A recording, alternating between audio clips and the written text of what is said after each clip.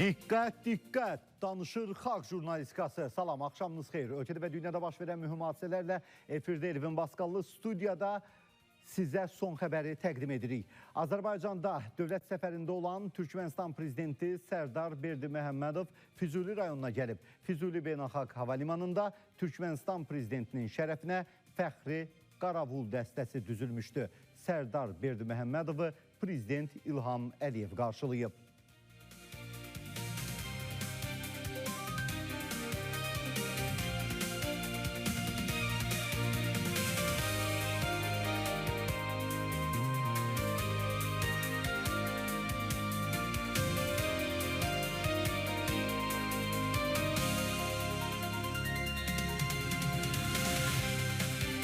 Azərbaycan prezidenti İlham Əliyev və Türkmənistan prezidenti Sərdar Berdiməhəmmədov Şuşa rayonunun Daşaltı kəndinin fonunda şəkil çəkdiriblər.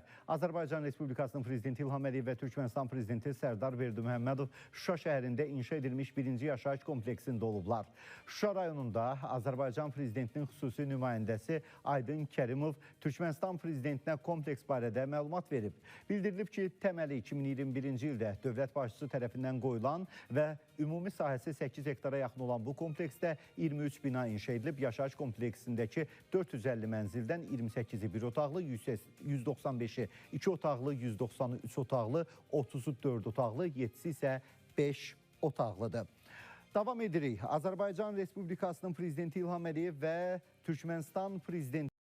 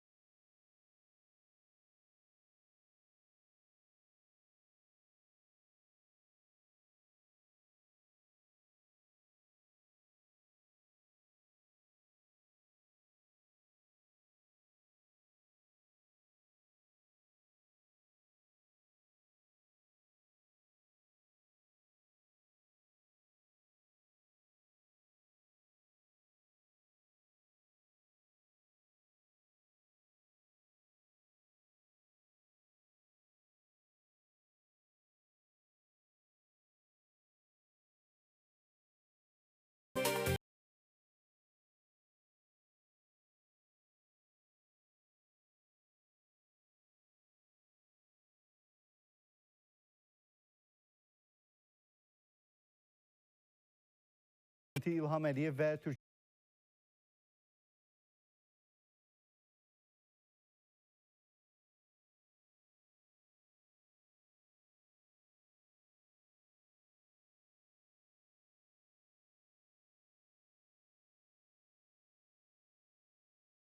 kimi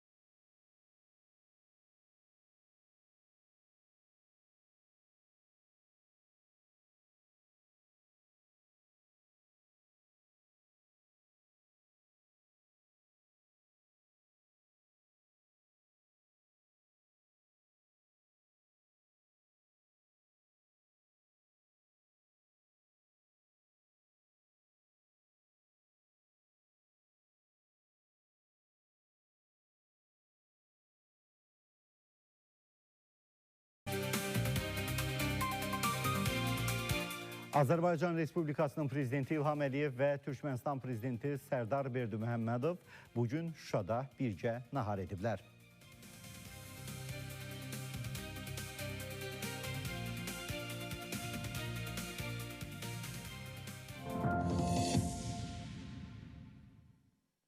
Son xəbər davam edir. Bakının Heydər Əliyev prospektində qeydə alınan görüntülər sosial şəbəkələrdə geniş müzakirələrə səbəb olub. Kadrlarda motosiklet sürücüsünün azyaşlı uşağı arxasında əyləşdirərək yüksək sürətlə hərəkət etdiyi əks olunub. Görüntülər sosial şəbəkə istifadəçiləri arasında narazılıq doğurub və azyaşlının təhlükəsizliyinin təhlükəyə atıldığı, riskə atıldığı ilə bağlı müzakirələrə yol açıb. Özün də 80-lə gedirsən, aeroport yolu, qardaş belə olmaz. Vallahi belə olmaz. Yəni belə məmnuna bax, özün də sağa sola əlini buraxırsan, qaldırırsan, qaytarırsan. Bu nə məsuliyyətsizlikdir? Bu nə daxı belənçinə? 10 yaşı var ya yoxdur. Uşaqdır da Allah rəğ eləsin, çıxdı əli oradan çıxdı. Nə olacaq? Gəlib düşəcək bax birinin maşınının qabağına, yaxud da özün. Sağla da getmirsən, gəlib orta ilə də gedirsən qəşəngsənə.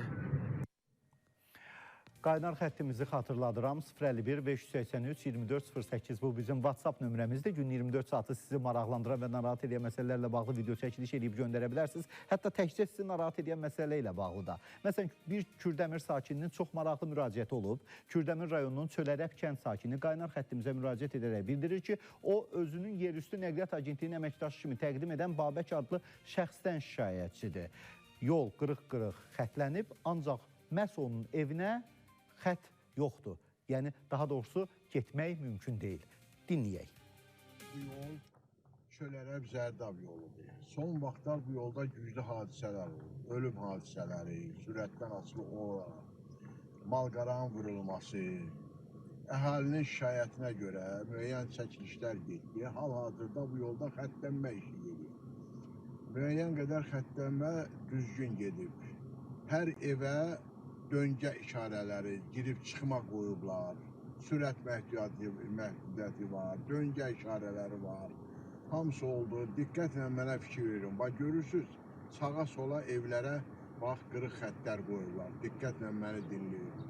Söhbətimin canını sizə deyəcəm. Bax, fikir verirsiniz, evlərə fikir verin, bax. Bax, hamısına qırıq xəttlər qoyublar. Girmək, çıxmaq mümkün olsun. Söhbətimin canı ondandır ki, mənim də evim bu yolun üstündə yerləşir. Tək mənim evimə, bax, fikir verin, görürsünüz, qırıq-qırıq xəttlər, girmək, çıxmaq mümkün olsun. Tək mənim evimə, bax, buranı diqqətlə götürün. Bax, görürsünüz, bax, əvvəl səhv çəkiblər, sonra qara xət çəkiblər. Mənim də sözümün canı odur ki, bax, hamıya qırıq xət qoyurlar. Mənim həyətimə göy xət qoyurlar. Qaynar xəttimizə gələn növbəti şikayət strateji əhəmiyyət kəsb edən və yeni inşa edilmiş Hacıqabul Bəhrəmtəpə Mincivan avtomobili yolunun işıqlandırılması, daha doğrusu işıqlandırılmaması ilə bağlıdır. Yol boyu quraşdırılmış müasir işıqlandırma dirəklərinin fəaliyyət göstərməməsi həm sürücülər, həm də digər hərəkət iştirakçıları üçün böyük təhlükə yaradır. Şikayətçinin sözlərinə görə gecə saatlarında qaranlıq olan bu magistral yolda hərəkət etmək yol qəza hadisələrinin baş vermə təhlükəsini artırır, sürücülərin görmə məsafəsini minimuma endirir. Şikayətçilər mövcud texniki nasazlıqların aradan qaldırılması və dirəklərin qısa müddətdə işə salınmasını xahiş edirlər.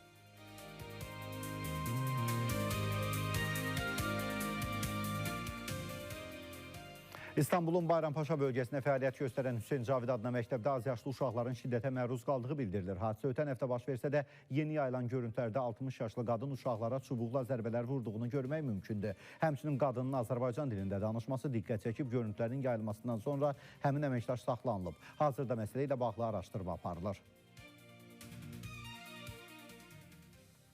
Daxili İşlər Nazirliyi Əlahiddə Çevik Polis alayında vakant olan sıravi və kiçik rəis heyəti vəzifələrinə xidmətə qəbulla əlaqədar müsabiqə elan edilib. Müsabiqədə ali və ya orta ixtisas yaxud tam orta təhsili, yaşı 20-dən 25-ədək, boyu 180 cm-dən hündür, idman cüssəli, həqiqi hərbi xidmət müddətini tam başa vurmuş, Azərbaycan Respublikasının daxili işlər orqanlarında xidmət keçmə haqqında əsasnamə ilə müəyyən edilmiş şərtlərə cavab verən kişi cinsli vətəndaşlar iştirak edə bilərlər.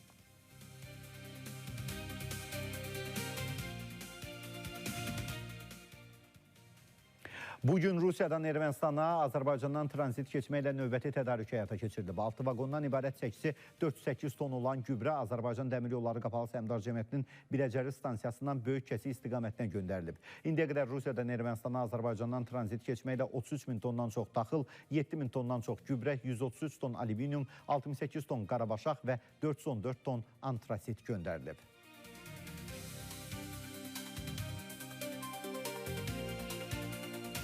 İrəvan Şəhər Şurasının iclasında Hakim Vətəndaş Müqaviləsi Partiyasının nümayəndələri ilə müxalifət arasında dava düşüb. Ana Ermənistan müxalifət blokunun üzvləri Hakim Partiyanı seçki pozuntularında ittiham ediblər və bu İrəvan merinin müavini Armen Pambuqçyanın sərt reaksiyasına səbəb olub. Nəticədə iclasda iqtidar və müxalifət nümayəndələri arasında beləcə dava düşüb.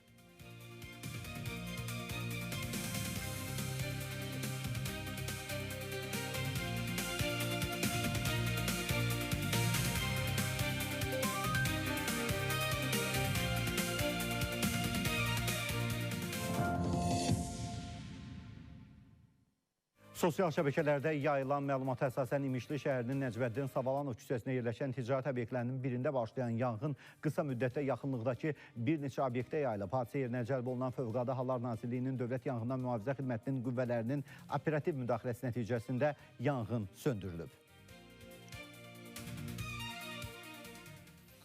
Ağcabədi rayonunda 2 yeniyetmə itkin düşüb. Rayonun Hüsülü kənd sakinləri Anar Məmmədov və əmsi oğlu Kamal Məhərrəmli iyunun 22-sində, yəni ötən gün evdən çıxaraq naməlum istiqamətdə gediblər və geri qayıtmayıblar. Hər iki yeniyetmənin 16 yaşı olduğu qeyd olunur. Ailələri onların itkin düşməsi barədə aidiyyəti üzrə müraciət edib, onların tapılması istiqamətində axtarış tədbirləri həyata keçirilir və onlar əmioğludur. Efir başlamamışdan bir neçə dəqiqə öncə bir xəbər aldıq ki, 16 yaşlı əmioğlu yeniyetmələr Bakıda tapılıblar. Quba rayonunda antinarkotik əməliyyatı keçirilib. Quba rayon polis şöbəsi əməkdaşları tərəfindən reallaşdırılan tədbirlərdə narkotik vasitələrin qanunsuz dövriyyəsində şübhəli bilinən 40 yaşlı Orxan Sultanlı saxlanılıb. Ondan 6 kiloqram marihuana və 1 kiloqram tiryəyi aşkarlanaraq götürülüb. Faktla bağlı cinayət işi başlanılıb. Məhkəmənin qərarı ilə Orxan Sultanlı barəsində həbs qəti imkan tədbiri seçilib.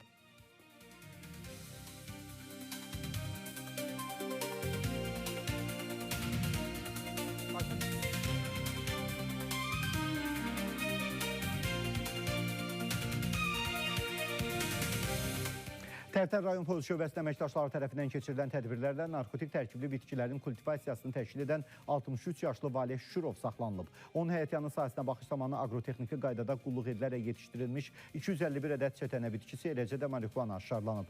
Faktla bağlı cinayət işi başlanılıb. Valeh Şürov barəsində məhkəmənin qərarı ilə həbs qəti imkan tədbiri seçilib.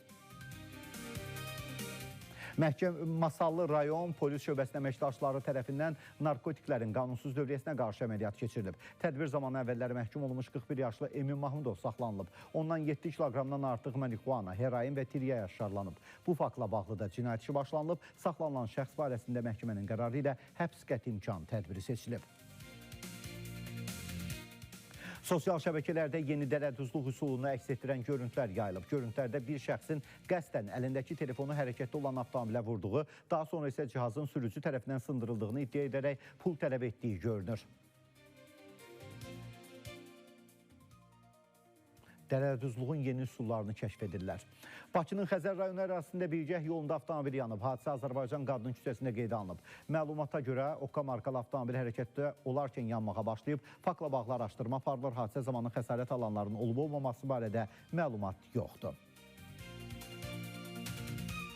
Bakının Qaradağ rayonunun Lökbatan qəsəbəsində yol qəzası baş verib.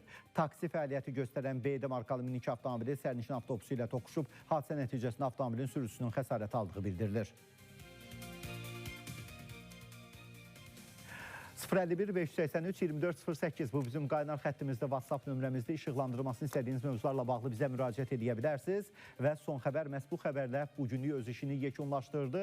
Yenidən görüşərik, vədimizə sadiq olaq.